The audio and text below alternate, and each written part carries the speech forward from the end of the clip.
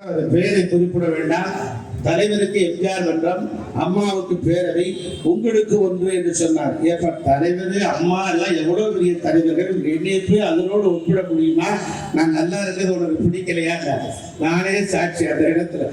ஆக யதார்த்தமான தலைவர். என்னுடைய பிறந்த நாள்லாம் கொண்டாட வேண்டாம் என்றுதான் சொன்னார். அண்ணா திராவிட முன்னேற்ற கழகத்துடைய அடலியர்கள் யாரை வைத்து வாக்கு சேகரிக்க போகிறார்கள்? எடப்பாடியார் வைத்து தான் வாக்கு சேகரிக்க போகிறார். ஸ்டாலினுக்கு யார் மாற்று?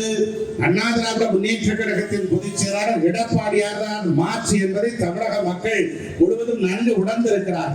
ஆக இந்த வேளையில் தான் உங்களுடைய பிறந்த நாளை எழுச்சி நாளாக கொண்டாடி மக்களுக்கு பல்வேறு நலத்திட்ட உதவிகளாக வளர்ந்து அவர்களுக்கு சேவை செய்ய வேண்டும் என்று சொன்னோம். இந்தியா பாகிஸ்தான் போர் வருகிறது, ஆகவே பிறந்த நாளை விட்டுவிடுங்கள் என்று சொன்னார். நல்ல வேளை நேற்று தான் எடப்பாடியாருடைய பிறந்த நாள் விழாவை தெரிந்து இந்தியா பாகிஸ்தான் போர் நிறுத்தத்துக்கு ஒத்துக்கொண்டே இருக்கிறது.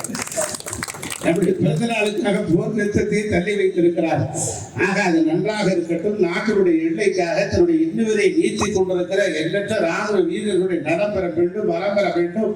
நம்மை ஒருவனை தொட்டு பார்த்தார், அதாவது எல்லைப்புறத்தில் இருக்கிற இந்திய ராணுவத்தினுடைய சிப்பாய்களை ஒருவரை தொட்டு பார்த்தார் 1000 பேர் தலை உருடும் என்கிற அளவிற்குத்தான் இந்தியாவுடைய முப்படைகள் செயல்பட்டு வருகிறது.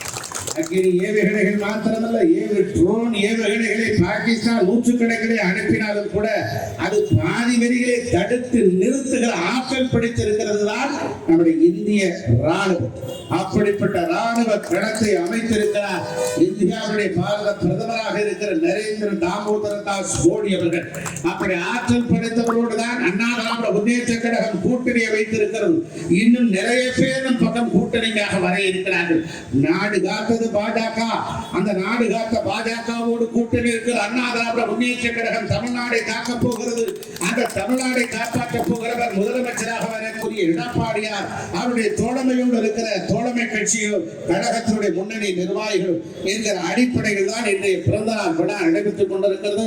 இது நலத்திட்ட உதவிகள், ஆடம்பரம் அல்ல, மிகப்பெரிய ஒரு சாதாரண நிகழ்வாக செயற்கை காலிலிருந்து, தையல் மிஷின் இருந்து, சைக்கிளில் இருந்து ஆர்வலர் குப்பன் அவர்கள், அந்த ஆற்றல் மிகுந்த மாவட்ட கழகத்தினுடைய செயலாளர் ஆர்வலர் முன்னாள் அமைச்சர் மாதவரம் மூர்த்தி அவருடைய துணையோடு இந்த பணிகளை எல்லாம் செய்து வருகிறார்கள். இந்த பணி வெற்றியடைய வேண்டும். எப்போதும் அண்ணா திராவிட முன்னேற்ற கழகம் ஏழை எளிய மக்களுக்காக துணை நிற்கும், துணை நிற்கும், துணை நிற்கும் என்று சொல்லி வாய்ப்புக்கு நன்றி பாராட்டி விடைபெறுகிறேன். நன்றி, வணக்கம்.